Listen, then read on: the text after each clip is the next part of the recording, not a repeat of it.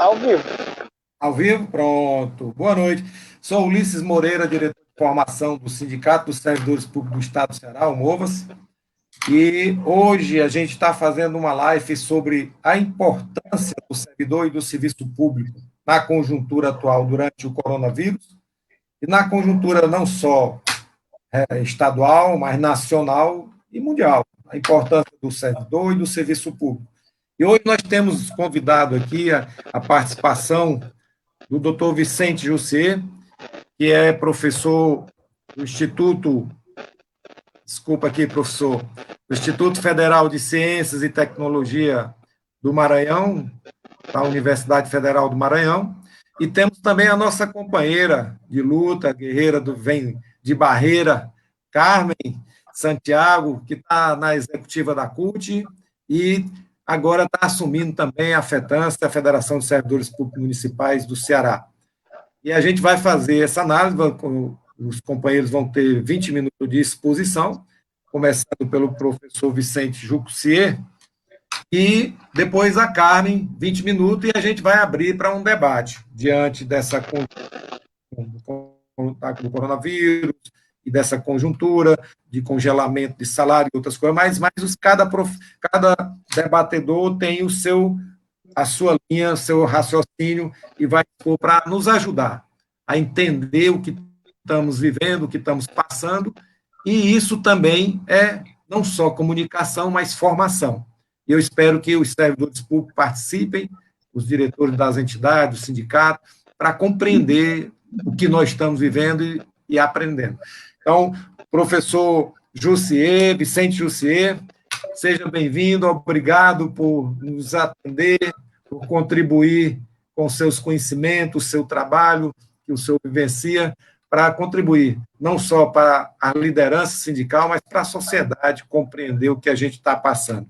Então, eu passo a palavra para o professor Vicente Jussier, que é do Instituto Federal, e vamos aí ouvir o nosso professor aí. Com a palavra está o nosso professor. Boa noite a todas e todos que estão nos assistindo. Quero dizer que é um prazer estar aqui, presente num momento desse tão importante, com pessoas que estão na luta, que estão nessa batalha difícil, que tá, principalmente nos tempos atuais, que a gente está lidando com uma lógica antidemocrática que tem atacado todo dia as bases progressistas, a democracia nesse país. Boa noite, Carmen, boa noite, Ulisses. Eu que agradeço muito estar aqui, que eu acho que esses espaços são importantes para a gente estar junto, né? Sempre estar unindo força, apesar de a gente ser daquela escola, pelo menos eu acho que acredito que todos nós somos daquela escola da rua, né? Do tete a tete, do contato, e eu acho que isso faz a diferença. É muito importante a gente ter essa luta, como também eu percebo que é muito importante a gente começar a aprender a trabalhar por aqui também, né, que é um espaço fundamental hoje dentro desse processo que a gente está vivenciando hoje de distanciamento, isolamento, enfim, que estamos nos organizando por aqui, né, nessa ideia desse aparente novo normal, que tem muito problema, inclusive, nessa ideia de novo normal, né? Eu gostaria de também me solidarizar as pessoas que perderam seus parentes, né, que tiveram perdas difíceis agora por conta do Covid-19, que é um momento muito duro. Inclusive, eu acho que todos nós sabemos como cada um está sendo afetado de alguma forma por esse processo. Né? Alguns perderam amigos, perderam parentes, perderam conhecidos, alguns estão doentes, e isso tem mexido muito com todos nós, né? Porque ao mesmo tempo a gente tem uma avalanche de cobranças, né? Tem que home office, trabalho em casa, as mulheres mais ainda, né? Porque as mulheres são mães, às vezes e a gente vive uma lógica machista, né? Que ainda predomina essa lógica de que a mulher tem que tomar conta de casa, grande parte das mulheres acaba tomando conta de casa, infelizmente. Não compartilham as atividades, não compartilham as tarefas caseiras, né? E fora a questão do índice de violência contra a mulher, que tem aumentado bastante, né? E contra a criança também. Então, são muitos elementos nesse momento atual que mexe com a gente, mexe com o emocional, né? E a gente precisa encontrar um pouco de cabeça para lidar com isso. Que a gente está lidando com um processo escuro, né?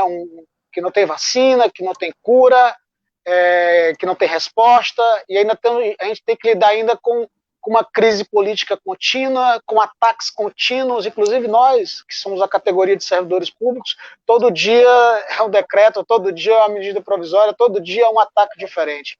Eu estava num evento, acho que foi em Fortaleza, e teve uma pesquisadora argentina que ela estuda justamente isso, né, os decretos, as medidas provisórias e tal, e ela me falou, ela disse que eram tantos decretos, eles estavam mudando tanta estrutura lá dos decretos, medidas e leis, que não dava para acompanhar, ela não conseguia acompanhar, e olha que ela é pesquisadora da área, ela não conseguia acompanhar o processo. Então, gostaria também de agradecer ao Pádua é meu amigo, meu irmão de luta, foi Pádua que, de alguma forma, me jogou desde a minha adolescência desse meio do debate, desse meio progressista, aprendi muito com ele, e a gente foi crescendo junto, né? A gente se conhece de infância, e hoje estamos aqui com cabelo branco e desse lado de cá da história, né? Isso é muito bom, fico muito feliz, e dos poucos amigos que eu tenho nos meus dedos, ainda tenho o meu amigo Pádua do meu lado nessa luta aqui. Ele aí no Ceará, e hoje eu estou aqui em São Luís, eu sou, como foi dito pelo Ulisses, sou professor de filosofia aqui do Instituto Federal de Ciência e Tecnologia do Maranhão, Campus Pinheiro, né? Pinheiro é uma região que fica aqui na Baixada Maranhense, a gente faz uma aventura, viu, galera? A gente pega um ferryboat, atravessa e tal, é uma região meio que pantaneira, né? A região meio que pantaneira, tem búfalos, tem muitos territórios, comunidade quilombola muito forte, comunidade indígena, povos indígenas, campesinos, né? Infelizmente, o avanço do capitalismo rural ele é terrível nessa região, tem tido muitos casos de conflitos do campo. O Maranhão é um dos campeões, saiu até no mapa do CPT, né? Que o Maranhão está ocupando o topo, né? E detalhe, o dobro, né? De violência no campo causado por esses conflitos de terra, né? E assassinatos de lideranças, enfim. A gente está nesse espaço aqui. Estamos nesse espaço aqui tentando somar com a comunidade, somar com o povo, somar com a luta, porque não tem sentido a gente pensar na nossa luta pela emancipação humana, da formação humana, se a gente não pensar na emancipação dos povos, né? Então a gente está aqui como servidor público, oferecendo um serviço público, mas de olho sempre na comunidade, de olho sempre na realidade que a gente está inserido, né? Então, meu agradecimento ao Pádua. E, bom, eu gostaria de começar falando um pouco de serviço público, que é um tema que me traz muito prazer, de alguma forma, e eu tenho muita tranquilidade em falar dele, falar um pouco por que eu acho que eu tenho tranquilidade em falar desse tema. Porque, historicamente, eu presenciei esse ataque ao serviço público, da minha adolescência para cá. Porque eu sou filho de servidora pública, eu tenho tios servidores públicos, tia servidora pública, né? E eu vivenciei com uma servidora pública, vivenciei na casa da minha mãe acompanhando uma trabalhadora proletária que saía todo dia para ir para o hospital, voltava no final da noite, para trabalho. Então, isso na época, quando somos jovens, a gente não entende muito por que eu não entendia muito porque que atacava tanto o serviço público, eu me dava aquela contradição, onde de um lado eu via minha mãe trabalhadora, proletária, né, tentando sobreviver, tentando manter a família, dando duro, e por outro lado eu via a comunidade, aquele discurso, aquela narrativa construída de ataque à trabalhadora. Então, eu estou sozinho ou estou... Gente, desculpa. Não, tá pode continuar. Tudo bem, porque mudou a tela. Então eu ao mesmo tempo, eu me dava com essa contradição, e eu ficava me perguntando, como é que o servidor público não presta, se dentro de casa tem minha mãe, que dá duro, proletária, trabalhadora, faz o possível para manter as pessoas, é uma boa profissional, é competente, ela cumpre suas tarefas, ela está cumprindo seu trabalho de servidor, atendendo o povo, atendendo a população, no hospital, e não presta. Que confusão é essa, né? Só que hoje, a gente, como eu falei no começo, com esses cabelos brancos, né, a gente vai vivendo um pouco, vai levando porrada, passou por todos esses processos da necessidade de usar o serviço público, né, e a gente vai aprendendo, vai entendendo o porquê, o que é que tem a ver isso, por que criou-se tanto uma narrativa de ódio ao servidor público e ao serviço público. Hoje a gente compreende que é um processo de disputa, é um campo em disputa, é um projeto societário em disputa, e a gente está nesse campo, a gente está disputando esse espaço. Né? Bem, e dentro dessa contradição que eu cresci, estudei boa parte da minha vida em escola pública, estudei universidade pública, fiz mestrado público, né? E hoje eu sou professor de escola pública. Aí no Ceará mesmo, quando eu morava aí, eu trabalhei em várias escolas aí, né, na comunidade de Quitino Cunha, Benfica, Jaçanaú, Maracanaú, era interior, Cedro, Barro, enfim, todas as modalidades possíveis eu dei aula, serviço público. Então, hoje, a gente está lidando com um processo extremamente duro, que é isso que a comunidade precisa entender, e isso é uma tarefa nossa, tentar esclarecer a comunidade da importância disso, que é justamente esse campo de disputa e esse discurso, essa narrativa, esse campo ideológico, deu um delay, tá? É o Pado que entrou no microfone rapaz, o áudio ficou ruim, gente. Está dando um retorno aqui. Calma. Aí, alô. Aí, é o Pado lá em... Pronto, ele... Oi? Estamos aqui. Pronto. Continue, professor. Vai lá. Boa noite, mano. Pronto. Continue, professor. Vai lá. Boa noite, mano. Nosso pai, coordenador do Movas. Vamos lá, professor. Eu estava onde mesmo, gente? Deixa eu lembrar aqui. Ah, tá. Então, a gente precisa esclarecer a comunidade da importância do servidor público e do serviço público. Só que, para isso, a gente precisa disputar a consciência, disputar a mente, disputar o espaço, entender que esse processo ele ocupa, não é só um debate que vem de uma esfera econômica, ele passa pela esfera da educação. Né? O projeto neoliberal que vem sendo desenhado no Brasil desde a FHC, né, na minha reflexão que eu vou fazer aqui, ela vem se aprofundando apenas. A gente ainda não enfrentou da forma como deveria ser enfrentado.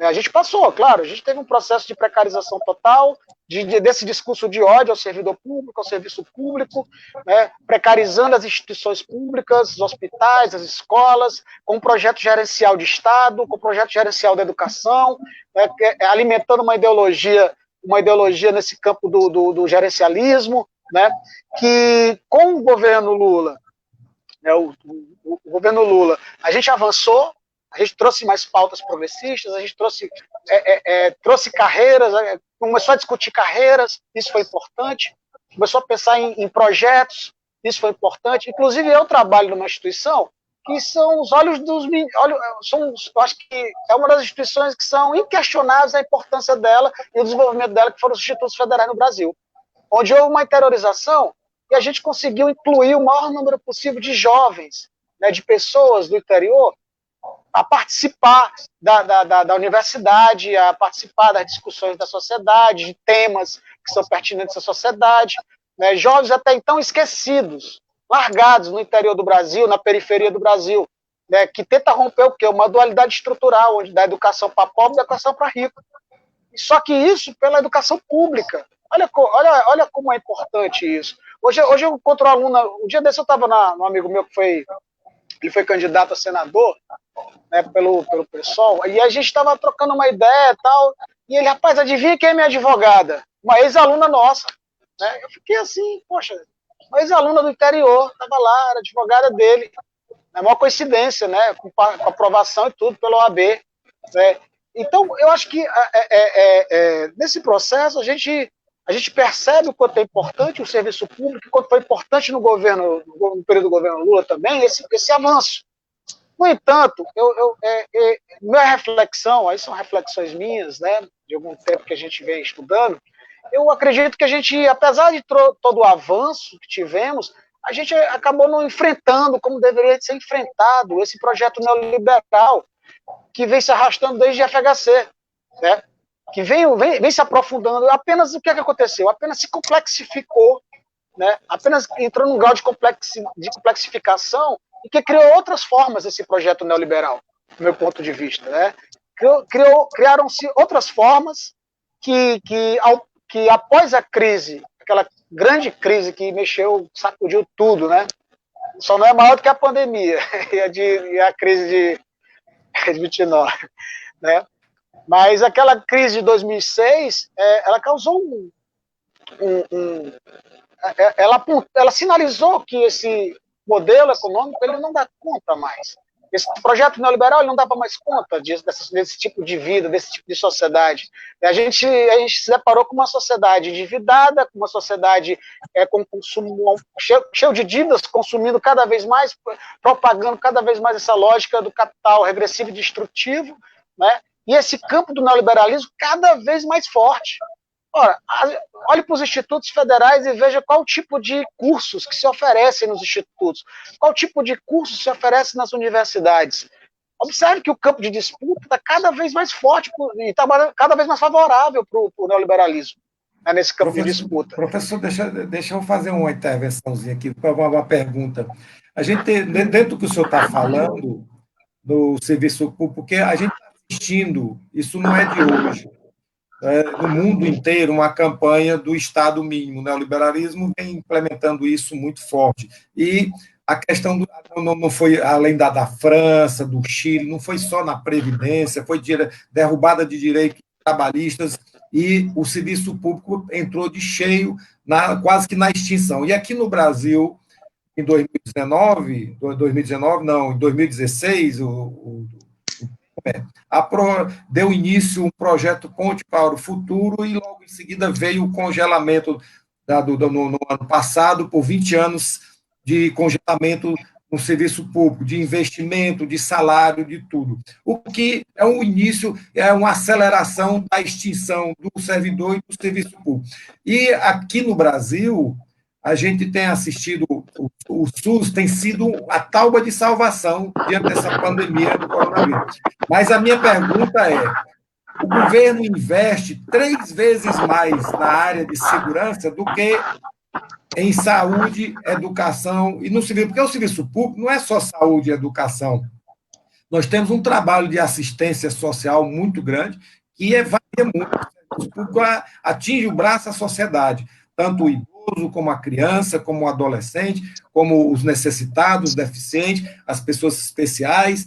E eu pergunto ao senhor, não é um equívoco fazer um investimento tão grande na segurança, em arma e equipamento, em vez de estar investindo no social e no bem-estar da população? Desculpa aí a intervenção, mas é pegando um gancho do que o senhor está falando, que eu entendi. Tá, tudo bem. Porque eu até acabei me perdendo um pouco, deu uns retornos aqui na hora houve uma confusão aqui de telas aqui na hora e me cortou um pouco o meu raciocínio na hora. Mas, olha, é interessante você falar isso, importante a gente falar isso, né? Porque a gente está vivendo um momento, né, que o neoliberalismo, essa crise do neoliberalismo, ele está trazendo consigo uma política antidemocrática, né?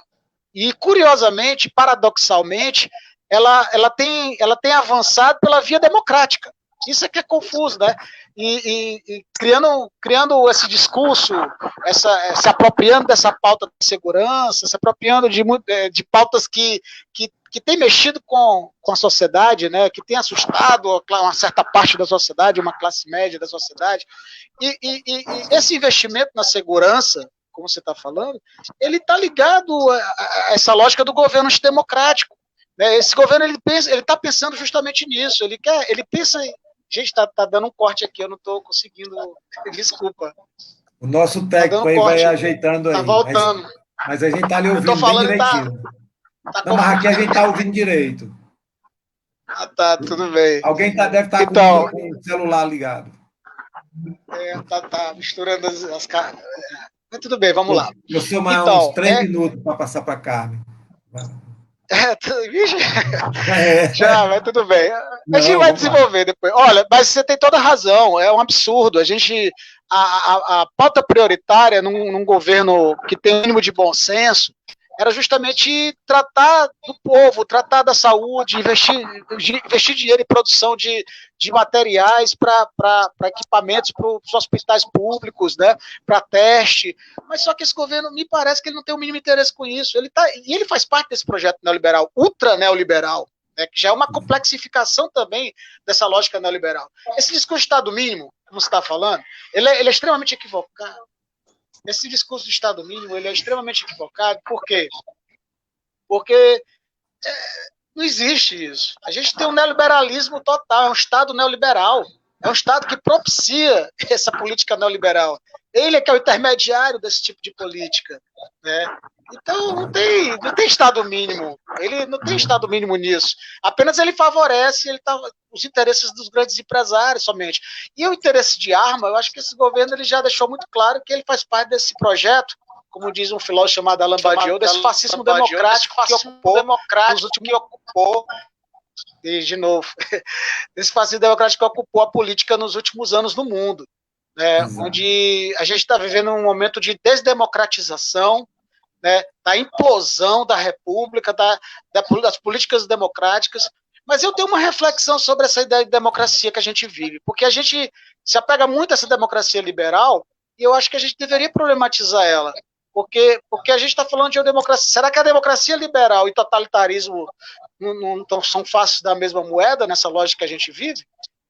Será que há alguma diferença? Porque, veja bem, o povo da favela, o povo da periferia, o povo quilombola, o povo campesino, está toda hora nesse estado de exceção, levando bala dos latifundiários, do Estado, saindo das suas casas, sendo expulsos das suas casas, né? Então, desviar dinheiro para arma... O senhor está entrando na linha que a gente está querendo discutir realmente, não só a importância do serviço público, mas o que está acontecendo. Não estamos vivendo um processo democrático, né? A Constituição foi rasgada, os processos são manipulados e agora a compra de voto através do Centrão e cargos e tudo mais. Mas isso aqui, a gente vai aprofundar esse debate, fica a provocação aqui para o senhor. O Pado também daqui a pouco vai fazer algumas intervenções e eu vou aqui passar para a Carmen, para ela fazer a exposição dela em 20 minutos, com 5 minutos eu aviso, e a gente abre o debate. Mas o Pado pode me ajudar nas intervenções. Mas a última linha que o senhor falou é o Pado que está mexendo lá. É o Pado. Então, o que acontece? Não estou entendendo nada, Alice. Está tudo ruim, o som está todo trocado aí. Não, porque o Pado está mexendo, eu acho que... Mas o nosso assessor vai corrigir essas falhas aí. Mas foi muito boa a sua, agora no final. Deixa eu só fazer uma colocação. Vai lá. Inclusive, você falou de uma questão dessa antidemocracia pela via democrática, que me lembrou hoje. Hoje foi um dia muito duro para nós que estamos na universidade, nos institutos, né, federais, que foi essa medida provisória 979. Né, uma reedição da medida provisória 979 que tira a autonomia dos institutos e das universidades, acabando com o processo de escolha, né, autorizando a intervenção, né, os interventores. Exatamente. Né, e nós aqui no Instituto já vamos sofrer isso, se não tiver um revés, né, no Congresso e pelo STF.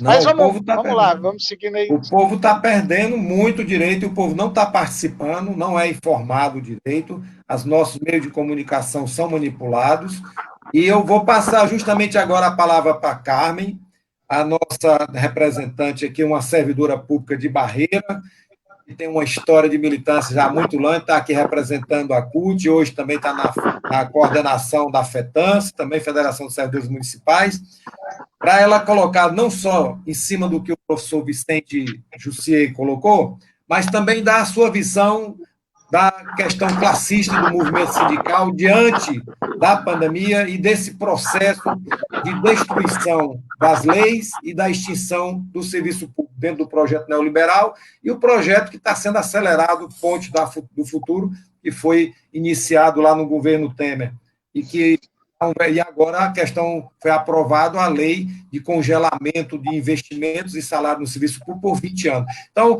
minha companheira Carmen Guerreira de luta aí nos deu uma visão otimistas aí em relação ao movimento sindical, da CUT, das nossas forças diante dessa crise que a gente está vivendo.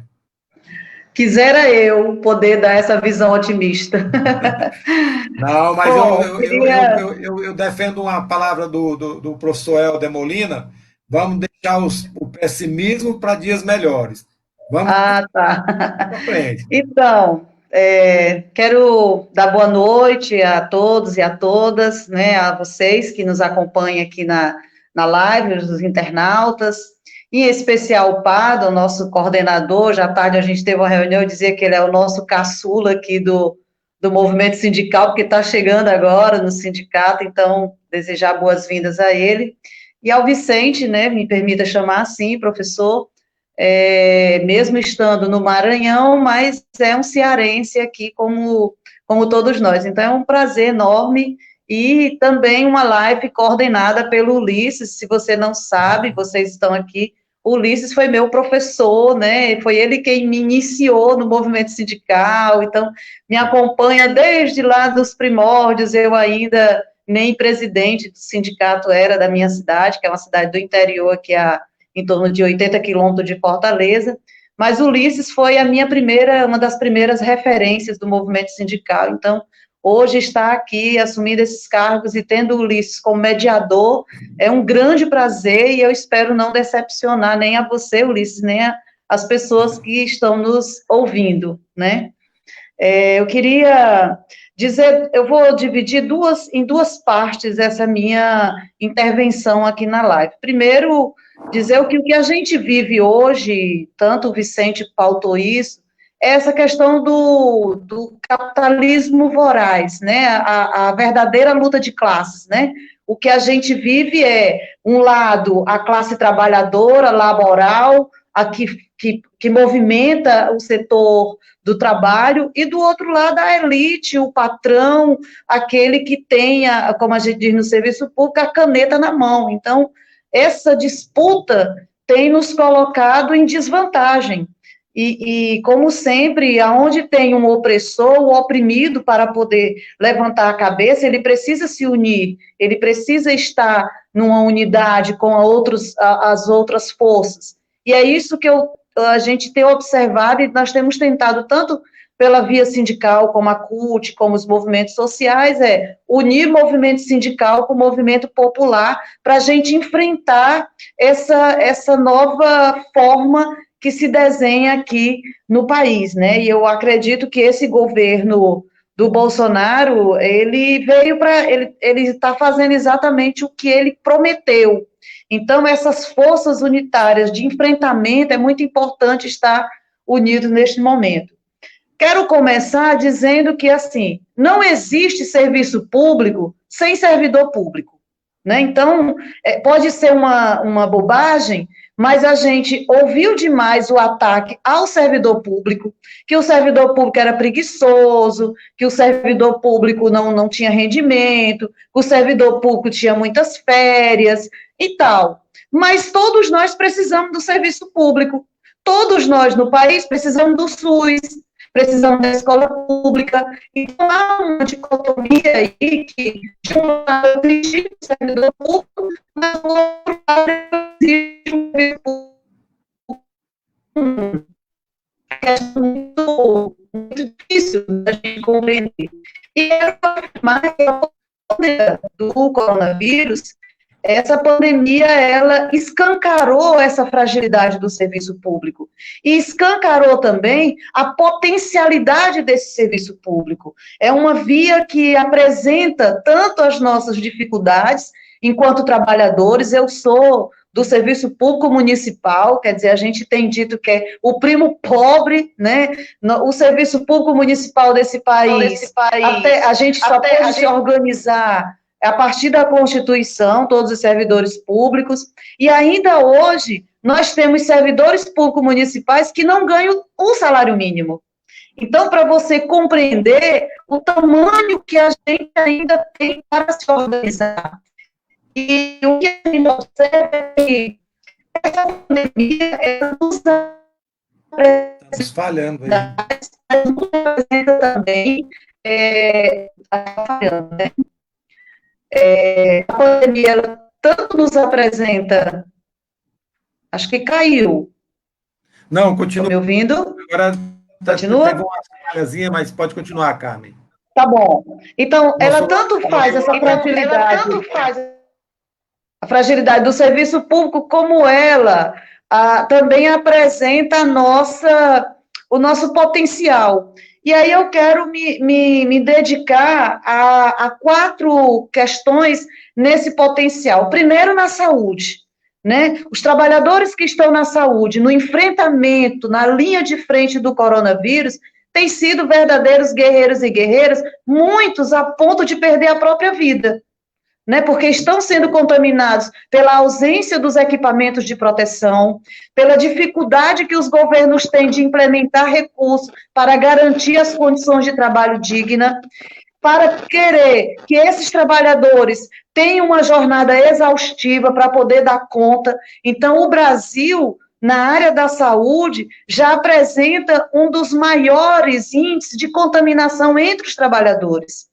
Na área da educação, que é um pouco que é um pouco o meu campo, né, porque eu trabalho e sou funcionária pública da área da educação, a área da educação é uma das mais afetadas. Primeiro, pela dificuldade que o MEC tem desse governo de se situar e de aparecer. Um MEC morto, parado, o Ministério da Educação sem iniciativa. Os professores, os trabalhadores da saúde, diante de uma pandemia, se reinventando, fazendo aula remota, fazendo aulas a longa distância, sem equipamento, sem aparelhos, com um público completamente carente. Muito desse público, que são nossas crianças, não tem sequer o que comer. Imagine uma internet em banda larga, imagine um aparelho para poder dar conta. Mas, mesmo assim, essa educação se reinventa, se transforma e está aqui na tentativa de deixar esse serviço público, não deixar os filhos da classe trabalhadora, seja ele no nível básico, seja ele no nível superior, enfim, esses trabalhadores do serviço público, tanto do nível superior, que aí o professor Vicente entra nessa categoria dos federais, em nenhum momento vocês abandonaram os alunos de vocês, como o pessoal da educação básica.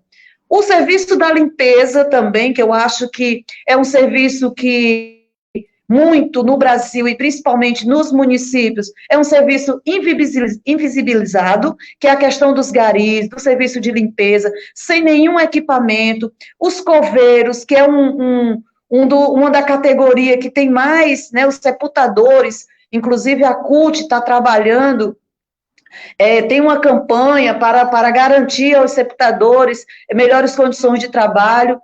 E, por último, o que eu queria pontuar é essa questão da segurança. Não essa segurança armada que o Bolsonaro defende, não essa segurança em que cada um defenda a sua pele. Não, é a segurança do ponto de vista de garantir o processo de democracia, de garantir que as entidades, os órgãos estejam trabalhando em harmonia. Então, há um índice muito grande de contaminação desses trabalhadores também do campo da segurança. E aí eu queria, então, dizer, entrando aqui já no segundo momento do que eu preparei, esse serviço público que nós temos no país, com todas essas deficiências, mas com toda essa capilaridade de garantir a qualidade, ele vem atacado nesse governo e principalmente nessa questão que o professor Vicente tão bem pontuou, desse neoliberalismo, desse avanço da retirada de direitos, e o que tem aprofundado aqui nesse tempo, nesses últimos 2 anos, no governo que está aí, é uma devassa no serviço público, é uma extinção no serviço público. E aí a gente pode pontuar o que foi a EC 95, que congela recursos para educação e saúde durante 20 anos, o que está ocorrendo com as MPs, as medidas provisórias. O governo Bolsonaro editou várias MPs que retira direito, que trata os trabalhadores muito numa situação de precariedade. Ele lançou a EC 173, que congela os salários durante 2 anos, em todas as esferas, né? A questão do que foi aquela reunião ministerial que o Guedes, foi várias questões, mas uma me afrontou bastante, que foi o Guedes dizer que vai botar uma granada em nossas mãos. E ele tem botado, em todas as questões, ele tem botado essa granada. A última é essa do congelamento dos salários, né? A outra coisa também, que é essa devassa que a gente está vivendo, é a revisão das NR, das normas reguladoras, que tem tirado direito, que tem deixado os trabalhadores sem segurança, sem saúde, à mercê da própria sorte, né? E a questão das reformas, que aí, para nós do serviço público, a reforma trabalhista que terceirizou, que flexibilizou, que praticamente colocou uma pedra em cima do concurso público, que é a porta de entrada legítima dos trabalhadores no serviço público, que a reforma da Previdência, que retira direitos, que tratou a vida dos trabalhadores laboral para que a gente morra de trabalhar sem poder ter o direito de se aposentar. Então, assim, eu quero pontuar essas questões, já está terminando, né, Ulisses? Exato. Eu estou sentindo a tua mãozinha, mas dizer assim, que pontuar essas questões, que tudo isso que a gente está dizendo é a questão desse Estado democrático em que as pessoas têm a participação. E aí a gente termina dizendo, queremos mais Estado, queremos a presença do Estado através dos serviços, através das condições de trabalho, para que nós, trabalhadores do serviço público, tenhamos o papel fundamental que é prestar um bom serviço para quem nos paga, para quem nos garante o nosso salário, a nossa situação, que é o povo. Então, nós somos trabalhadores do povo, e o povo merece ser tratado com dignidade. Então, um pouco isso, não sei se estendi, mas queria pontuar essas questões. Foi muito boa a sua pontuação. A gente vai fazer algumas provocações, o Pablo também vai se inscrever, e eu quero só aqui para aproveitar o professor Jussier também, e você, para aí depois responder algumas colocações que eu vou fazer.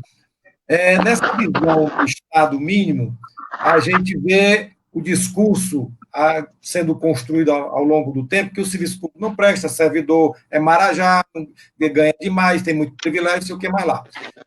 Só que o que acontece? O mercado vai ditar as regras das coisas, isso é um absurdo. O capital, a única coisa que ele quer é ganhar dinheiro. O serviço público tem que ter a liberdade do concurso público, para não ficar sujeito a um governo. É uma política de Estado, o servidor público é do Estado, não é do governo, seja ele federal, estadual ou municipal. E dentro dessa visão, a gente está vivendo também a questão da terceirização. Não tem concurso público, o número de terceirização é exagerado, e isso é mais a questão também de um caixa 2. Isso fica para questionamento e reflexão para vocês responderem. A outra questão é que a gente está vivendo uma revolução, além dessa destruição do servidor e do serviço público, uma revolução também tecnológica, uma revolução 4.0. Aí o que é 4.0? E eu quero ver nós vamos enfrentar essa pandemia que está acontecendo da doença do vírus e essa destruição dos direitos trabalhistas e do serviço público. Eu fui atrapalhado aqui um pouquinho, mas é uma provocação que eu espero receber algum comentário da Carmen e do professor José. Eu vou escrever o Pablo para ele fazer algumas provocações aí também para vocês aí. Vamos lá, nosso coordenador Pablo. E aí, agora que eu vou falar? Então, Pablo, você vai falar. Isso é o que o Pablo... O microfone, Pablo, acho que tem que ligar. O microfone caindo, o link todo o tempo caindo, tá difícil, viu? Entendeu? Boa noite a todos, a Carmen, o Elices, o Júnior, o Vicente Júnior, que eu conheço há tantos anos, desde que a gente é criança. É uma satisfação, né, estar com todos vocês nesse momento desse debate, que é muito importante para a gente. Para o Mova-se é caríssimo, no sentido de dizer que é muito importante que a gente discuta, debata esses assuntos. Eu queria mandar um abraço aqui especial para o Edim, tá certo? De Barreira, que está nos acompanhando, né? Ok? O Edim fez um comentário interessante, né? Como o Karl Marx falou, no século XIX a luta de classes é intensa e a única saída é o proletariado tomar consciência e lutar por seus direitos. E a CUT Ceará também está nos acompanhando, né? E manda o bordão: somos fortes, somos CUT, grande debate. É importante a gente falar sobre isso, mas me lembra muito, o Júnior, vocês vão me entender o que eu quero dizer, mas isso vem para a gente discutir muito o modelo de sociedade que nós vivemos. No século XX, século passado, tá? Quando os americanos, os italianos fizeram a transição para os Estados Unidos, o grande sonho dos imigrantes irlandeses, o grande sonho dos imigrantes italianos, o grande sonho dos imigrantes, de uma forma geral, dentro dos Estados Unidos, era transformar sua filha em professora. Formar sua filha em professora para poder ela trabalhar. O grande sonho, tá certo? Era botar o seu filho para trabalhar num banco público ou numa empresa pública. Era um sonho de ascensão social do proletariado nos Estados Unidos da América no século XX. Isso eu estou falando até, vamos dizer, meados do século XX, ok?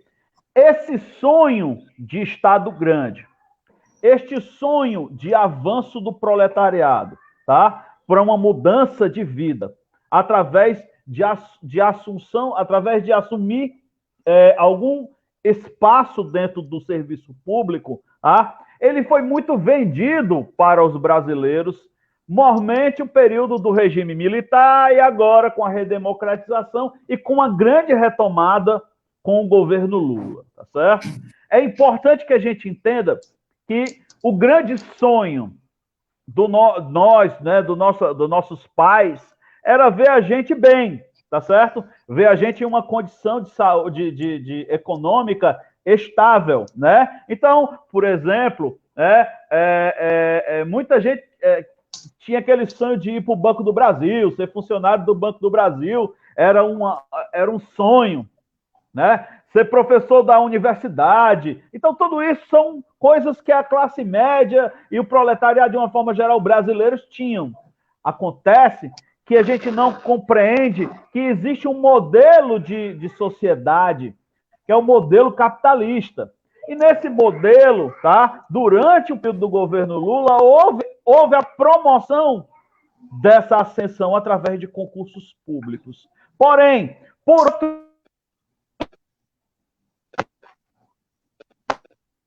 Está falhando o som, Pado.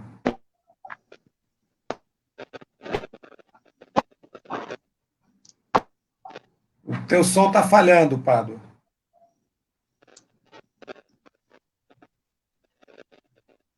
É o seu computador aí, é o seu som.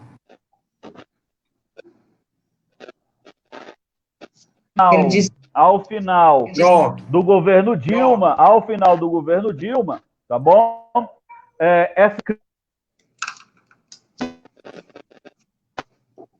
Falhou de novo, Pado. Tá com defeito aí.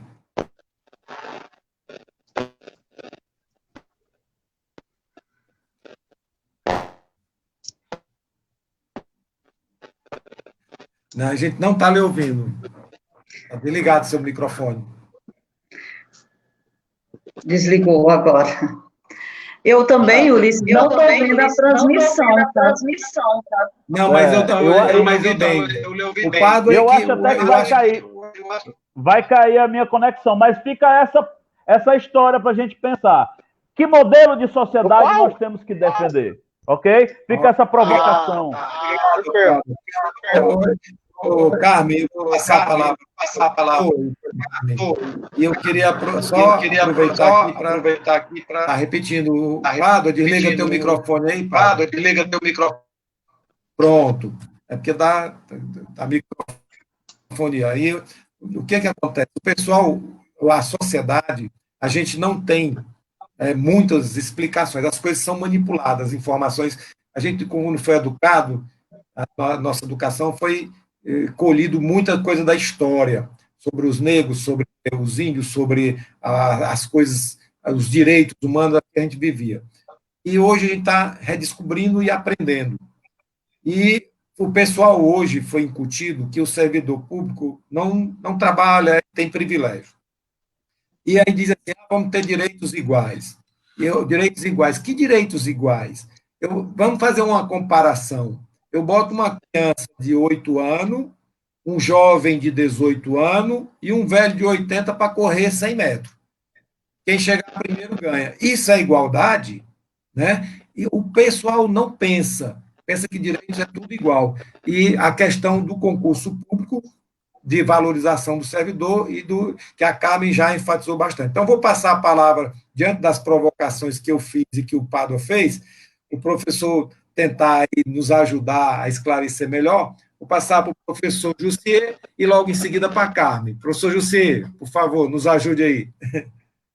São tantas provocações que vamos ver se a gente, pelo menos, joga algumas outras provocações também em cima, né?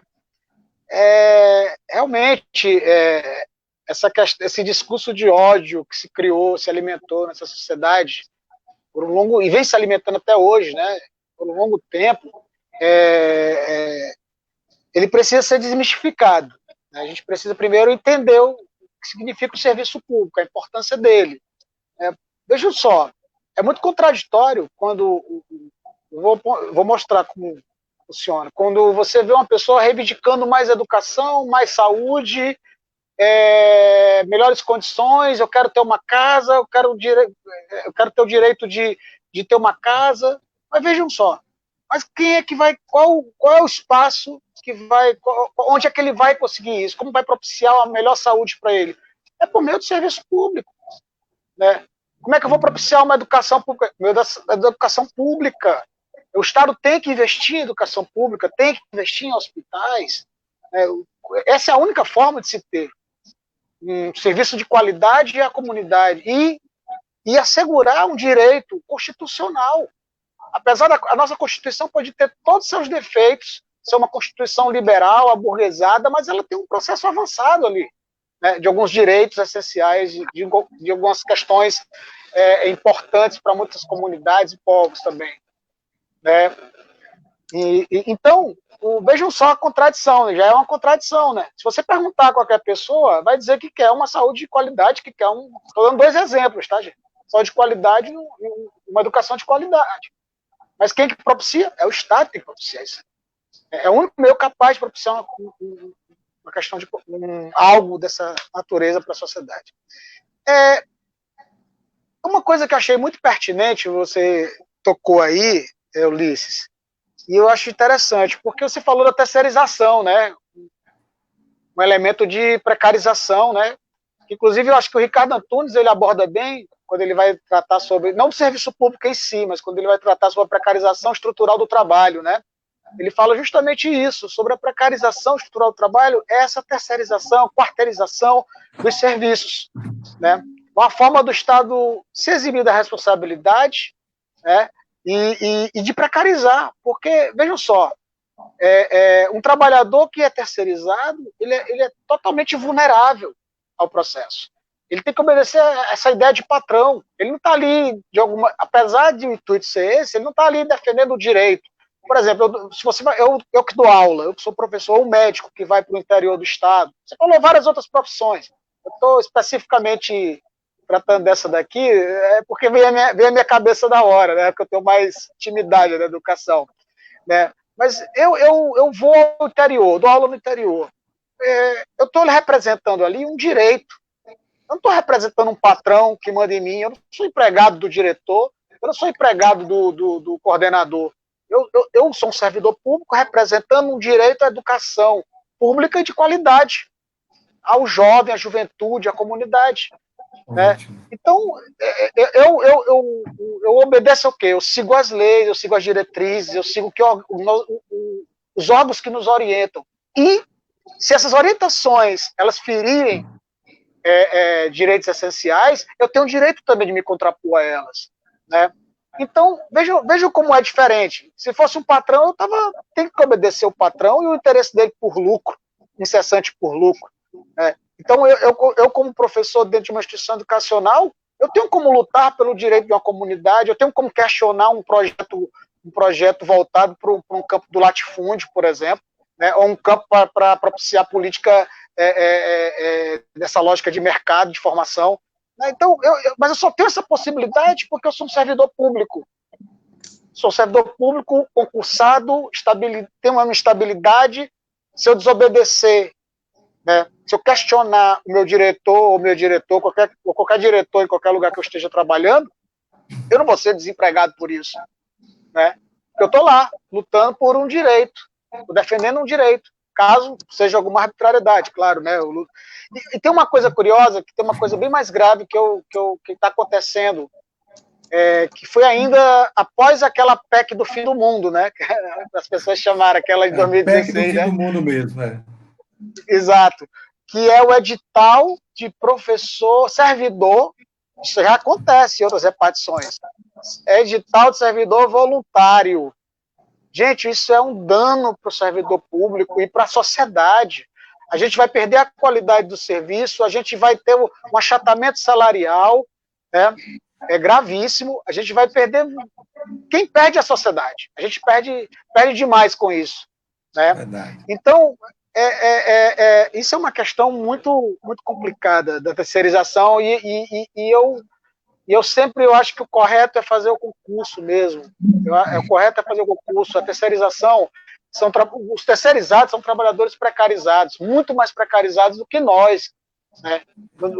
E tem um outro elemento que eu acho que tu colocou, né? Foi sobre essa tecnologia, né? A Revolução 4.0 aí.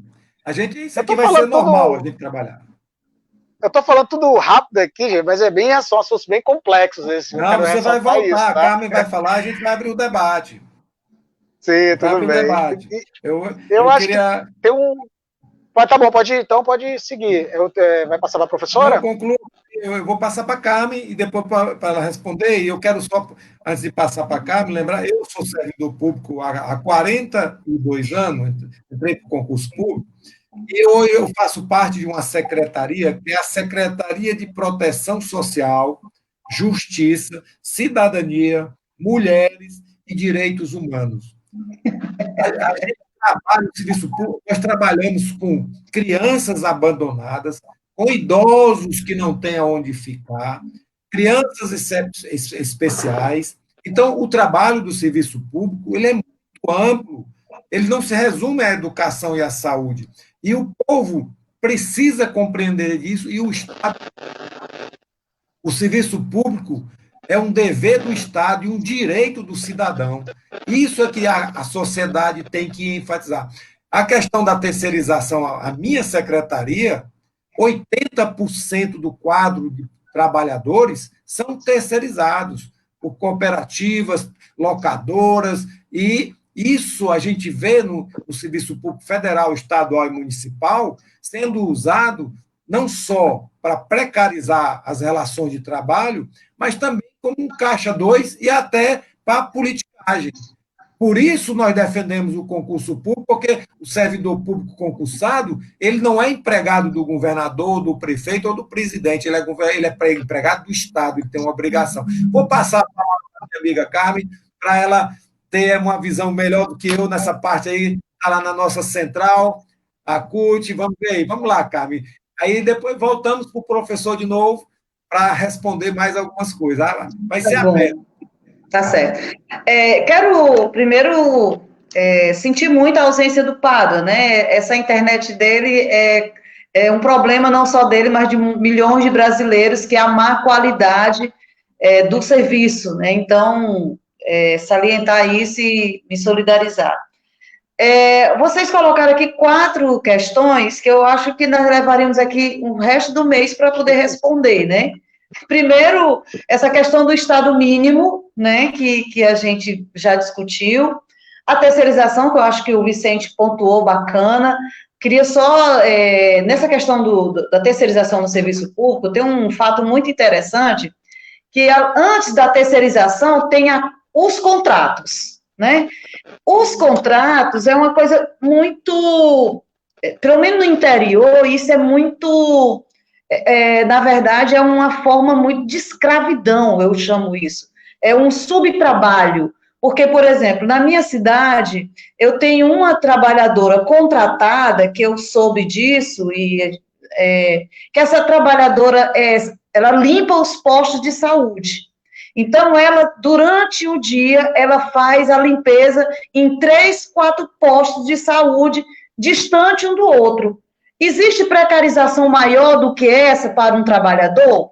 Né? Então, a terceirização, ela traz essa questão do subtrabalho, da serviço, do serviço, né, das pessoas se propõem a assumir um cargo desse pela questão da sobrevivência. A pessoa não vai fazer um trabalho desse porque quer, é para sobreviver. Então, há esse desenho que o Vicente coloca desse estado terrível e que massacra o trabalhador, é o que a gente vê no serviço público. O outro ponto que eu acho que o Ulisses coloca é essa questão da Revolução 4.0. Olha, isso está tão distante da nossa realidade do serviço público do Brasil. Por exemplo, enquanto os Estados Unidos, os países europeus têm um investimento alto em pesquisa, o Brasil aqui ainda patina nessa questão da pesquisa e nessa questão da Revolução 4.0, que é essa questão da internet. Eu vou pontuar aqui uma coisa muito, muito tranquila. Por exemplo, enquanto tem países avançado o processo da vacina contra a Covid, o Brasil sequer quer participar dessas pesquisas.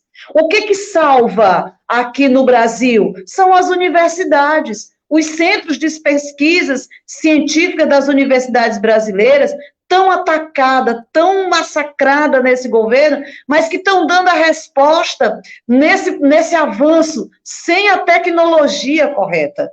E aí eu volto nesse ponto ainda do 4.0, dessa indústria avançada. Por exemplo, o setor do serviço e comércio aqui no país, o setor da saúde, como esses setores estão dentro da política avançada a gente chama de vamos dizer assim, são tão precarizados, do coordenador do sindicato que está elaborando a live, que está promovendo a live, não consegue ficar na live porque tem uma má qualidade no serviço. Então, eu acho, sabe, Ulisses e Vicente, e a todos que estão nos ouvindo, a gente precisa ainda avançar muito. E eu entendo que essa sociedade que o Padre nos perguntou, que modelo nós queremos, né? Qual é o modelo que nós queremos? Eu vou responder minimamente. Um modelo em que todos comam, em que todos tenham dignidade, em que todos tenham as condições de vida, em que seus filhos estejam bem, que a sociedade tem as condições de chegar num ambiente favorável para que essa população possa viver em harmonia. Essa harmonia é o quê? O que a Constituição nos diz: comer, lazer, moradia, condição de vida, é isso que nós queremos. E o que a gente observa é que, a cada dia, nós nos distanciamos dessa sociedade, principalmente para a classe trabalhadora, principalmente para nós que vendemos a nossa força de trabalho para poder garantir a roda girar. Então, é importante a gente fazer esse debate, e eu acho que mais importante ainda é como que nós, e aí vai uma provocação, como que eu, pessoa, ser humano, trabalhador ou patrão, o que eu posso fazer para essa sociedade?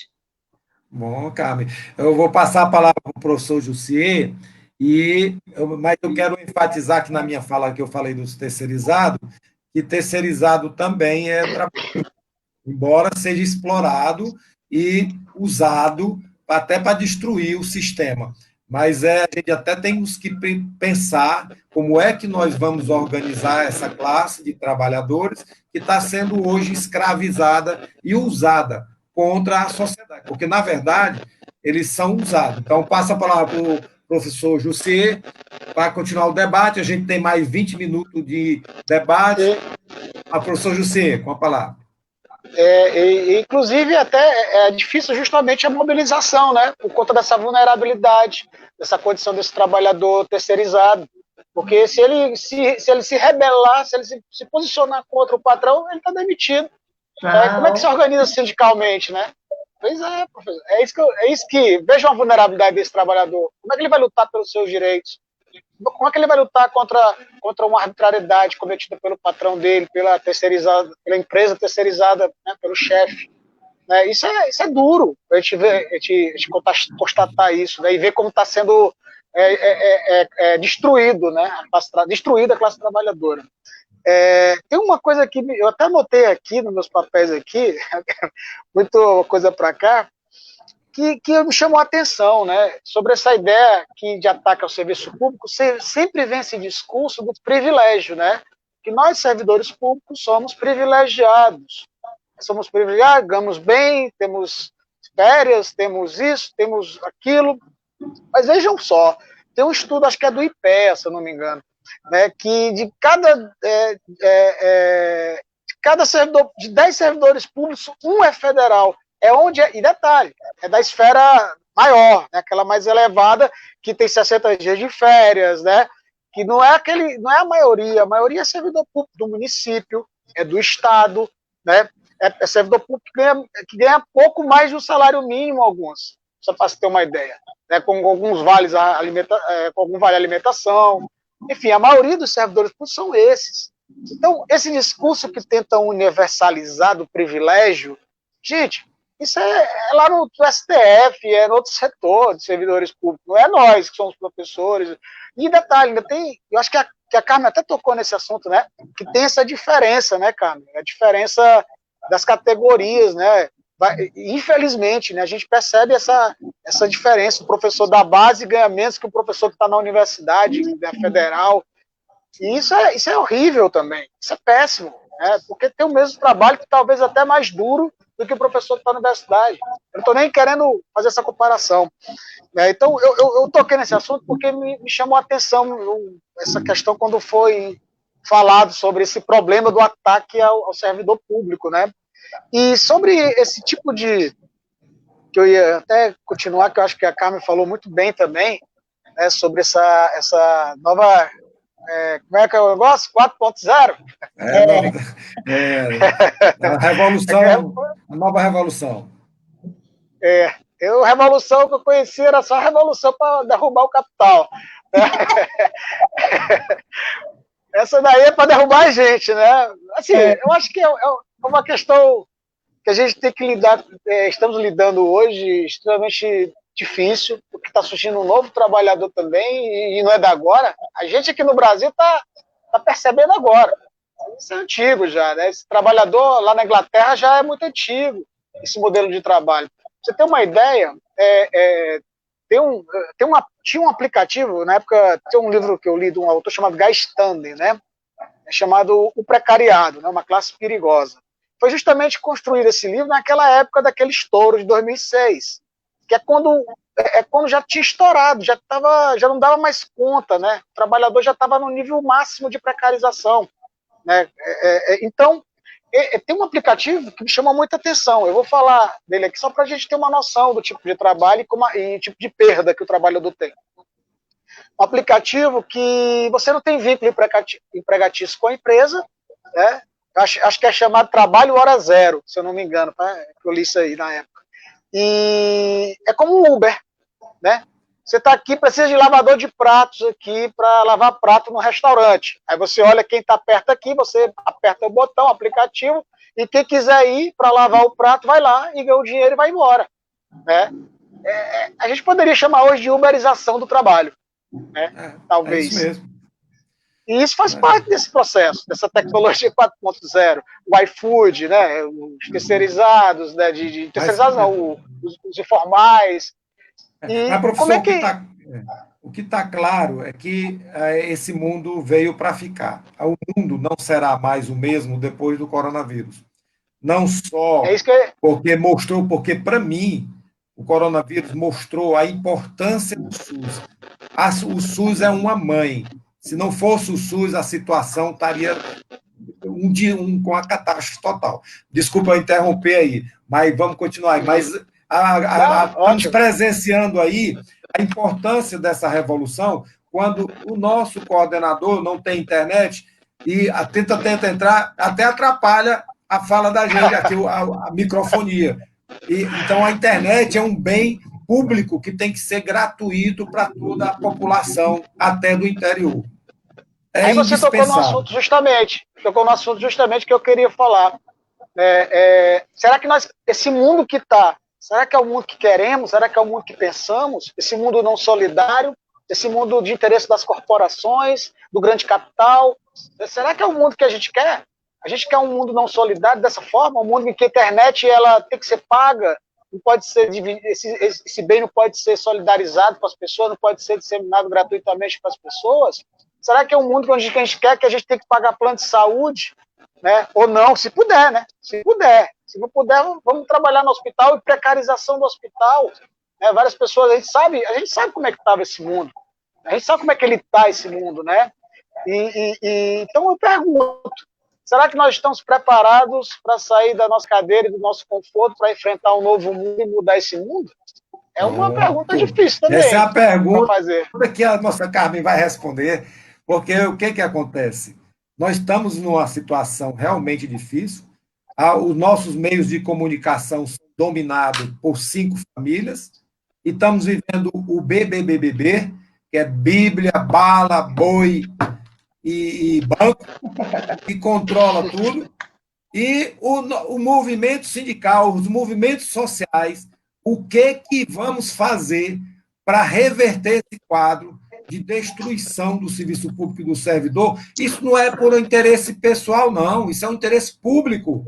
A sociedade tem que acordar que nós estamos defendendo é o direito o que a Carmen falou, de você ter saúde, de você ter educação, de você ter moradia, de você ter lazer, de você ter condições de viver e não de ser escravo, né? E a internet hoje, ela é hoje já indispensável para a vivência social e para o futuro também. Não essa internet que você falou, uberização do trabalho, mas nós vamos melhorar muito se soubermos usar a comunicação e a educação, porque hoje a gente está tendo mais comunicações verdadeiras através da internet, dos meios sociais, do que na imprensa, que é manipulada e comprada por os interesses de A e de B, né? Agora a gente está assistindo a briga aí dos políticos aí, e agora por cargo e tudo mais. Vou passar para a minha amiga Carmen, e depois o professor José intervém também, porque a gente está caminhando para os nossos finais, sobre qual é as perspectivas que o movimento social e sindical para enfrentar essa nova era que a gente está vivenciando, não só de destruição, mas até das comunicações e do serviço público. O que nós vamos fazer para defender o servidor e o serviço público?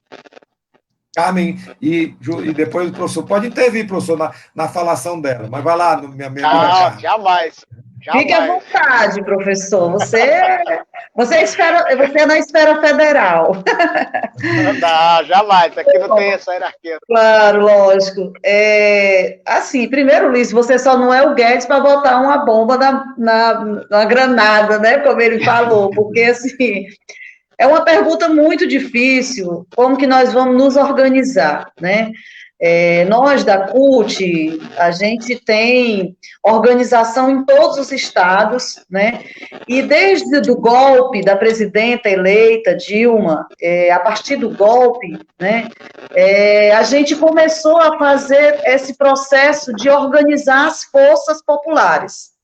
Então, organizar o movimento sindical, organizar as associações de bairros, trazer para, unificando a questão dos movimentos populares, quilombolas, indígenas, o que a gente chama aqui de minorias, que não tem nada de minoria, né? Então, e aí esse público resolveu se reunir em frentes. E aí hoje nós temos organizada com esses grupos populares a Frente Povo Sem Medo e a Frente Brasil Popular, que aglutina várias entidades, cada uma com sua ideologia, mas no final as convergências da luta popular têm dado contribuições no enfrentamento a essa questão do que ocorreu após o golpe.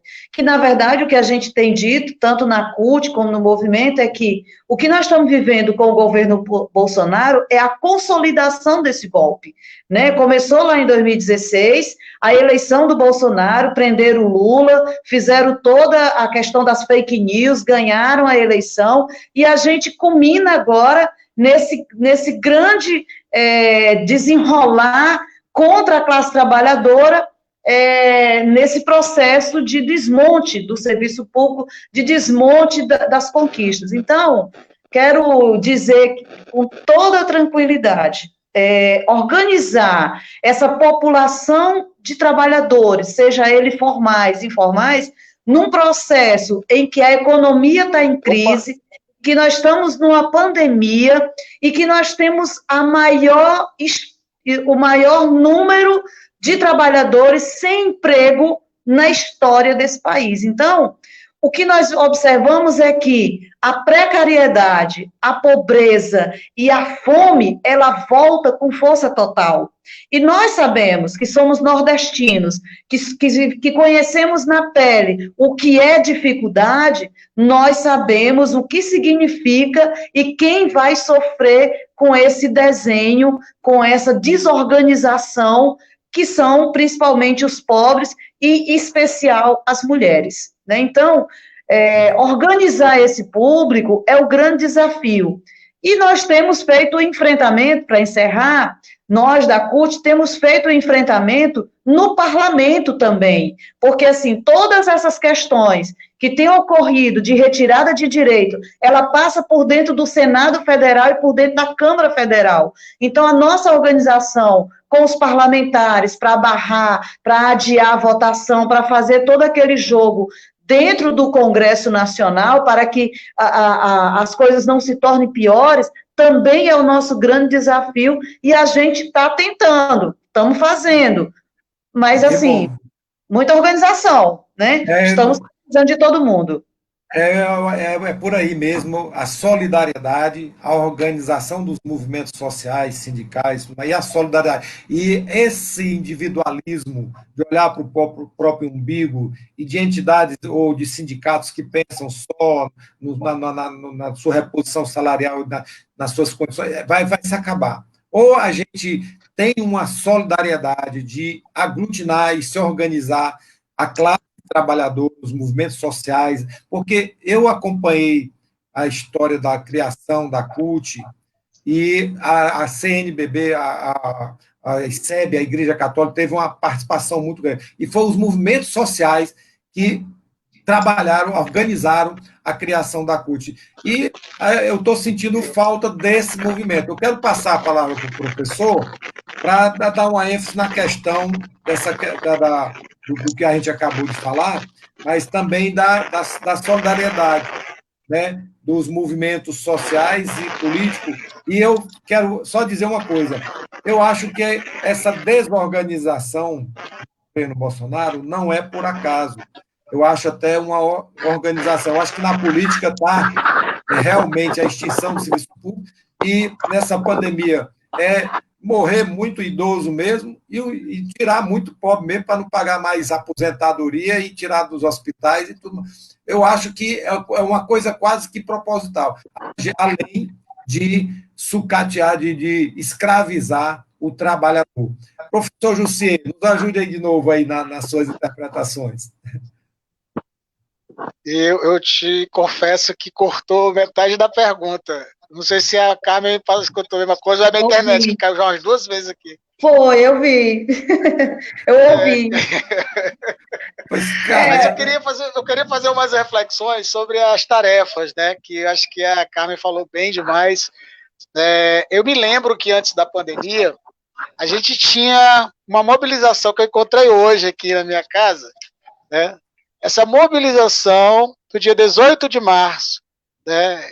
A gente tinha saído de uma assembleia para decidir a greve, e nessa pauta era reforma administrativa, medida provisória sobre a carteira verde e amarelo, privatização e desmonte das empresas e serviços públicos, escalada autoritária contra o Congresso e o Supremo Tribunal Federal, né? Contra os cortes da saúde e educação e pelas liberdades democráticas.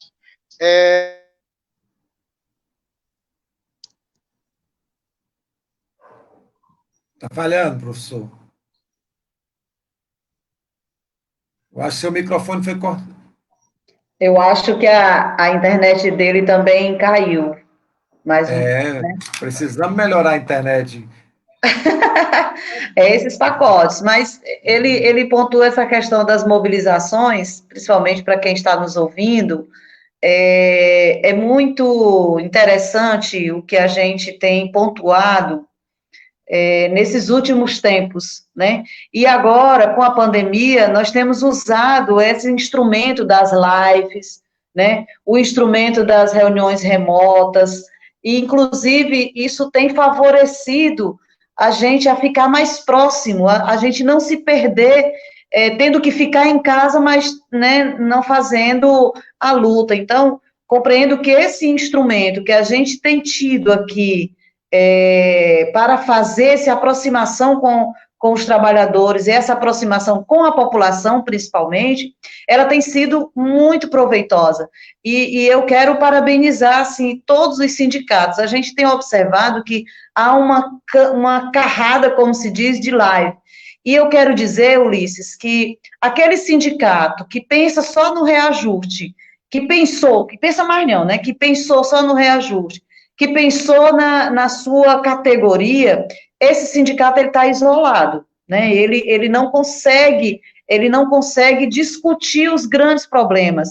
E a gente tem dito que a organização sindical ela é responsável pela essa questão da sociedade que nós queremos. Por exemplo, se eu quero uma sociedade justa, uma sociedade em que divida e uma sociedade em que relate os problemas desse povo, o movimento sindical ele tem essa capacidade de fazer esse debate com a população. E aí eu acho que tanto o Mova-se, como a CUT, como outras entidades, a gente tem demais feito essa luta. Inclusive, estou vendo aqui o comentário da companheira Graça, que é nossa militante da CUT Nacional, tem sido um esforço enorme para poder fazer esse enfrentamento. Está aqui, Vicente voltou. Então, isso a gente tem feito, e tem feito com todas as dificuldades. Se foi difícil na redemocratização, esse momento que nós estamos vivendo é bem difícil também, né? Mas, Vicente, a tua internet caiu, eu fiquei aqui conversando com o pessoal, aproveitando o teu tempo. Mas foi boa, Carmen. Mas continue. O professor continua. Eu quero dizer para vocês que a minha internet está para encerrar. Pois isso é um problema, e nós temos que lutar para que a internet seja pública e democrática, principalmente para os mais necessitados, mais pobres, para os bairros, para a favela, para o interior, para todo canto. Aí no Uruguai, a internet é grátis para todo mundo. Vai lá, professor, conclua o seu pensamento. Então, eu acredito que a gente tem algumas tarefas nesse momento que eu acho que essa mobilização que era para o dia 18, eu acho que é necessário agora retomar essa agenda de novo e pensar o momento. A gente precisa juntar as forças do campo progressista, mas nunca perder o horizonte da... De novo a internet.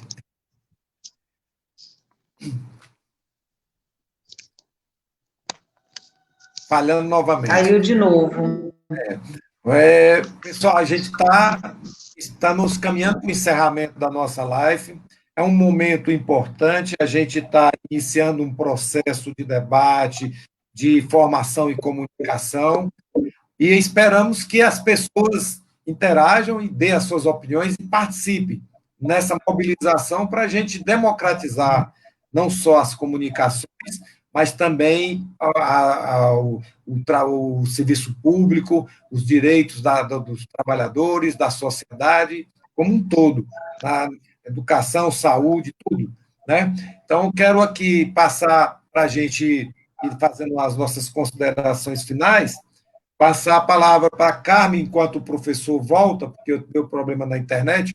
Só aqui dois tiveram problema na internet. O Paro, o coordenador do MOVAS, e o professor lá, o professor Jussier. Oi, oi, oi. Pronto. Professor, pronto, eu estou ouvindo agora. Sua internet está falhando, como o do Paro também. A gente está encerrando, queria as suas. Você tem aí uns 3 minutos, 4, para dar a sua falação final e encerrar para depois a Carmen, por favor.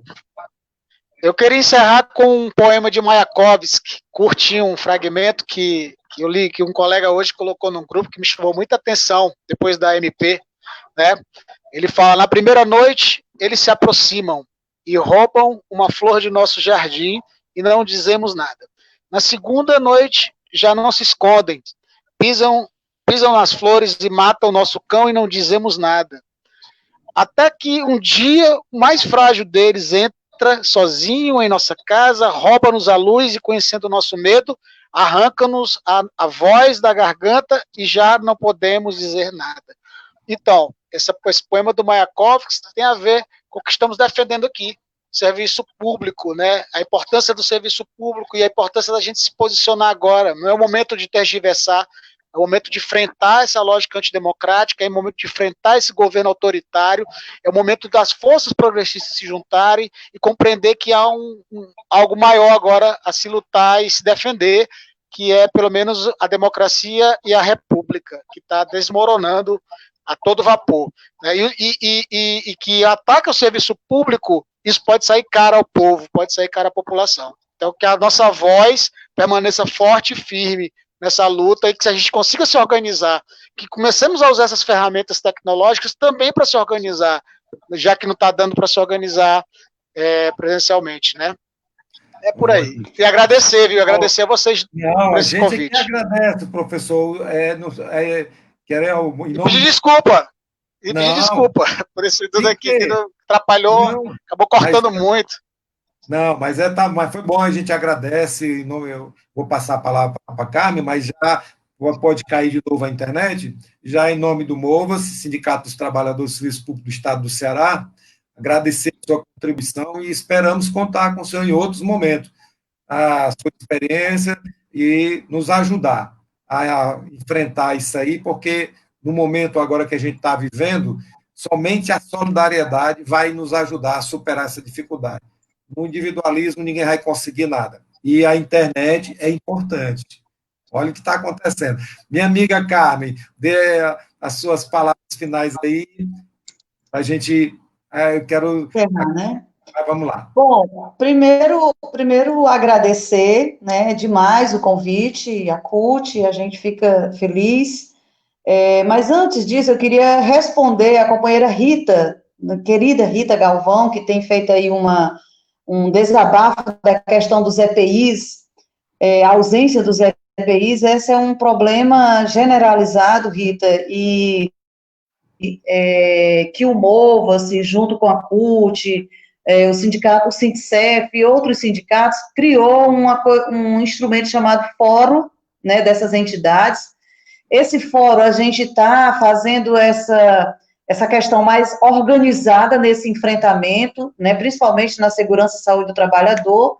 Foi criado um instrumental pelo Sereste, esse instrumental é para a gente colher dados, para a gente transformar isso num grande dossiê e fazer esse dossiê servir de material para a gente buscar tudo isso. Eu acredito que o MOVAS tem feito esse trabalho extraordinário de buscar e de organizar esse fórum, tem dado certo, a gente tem feito um trabalho bacana, então eu compreendo, companheira Rita e demais, que a sua inquietação do pedido do Mova-se, eu acredito que com certeza a direção deve ter encaminhado. E queria dizer tanto ao Vicente, que foi um prazer enorme partilhar com ele, né, essa live. Eu acho que eu aprendi bastante, porque o filósofo, ele tem a capacidade de fazer a gente pensar além do que a gente está vendo, né? Ele faz com que a gente enxergue coisas que não, então, que não está no nosso dia a dia.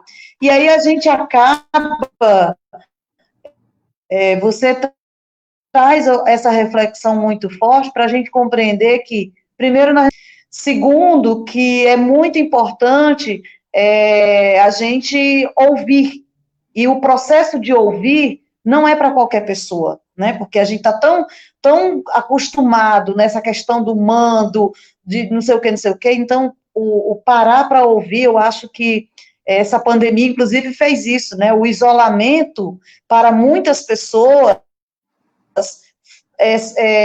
transformou que você mesmo. Inclusive, tem gente que está até doente, né? Porque não consegue conviver consigo mesmo. Então, mas o isolamento social fez isso, né? Então, quero parabenizar, Vicente, você e colega de trabalho pela grande explanação.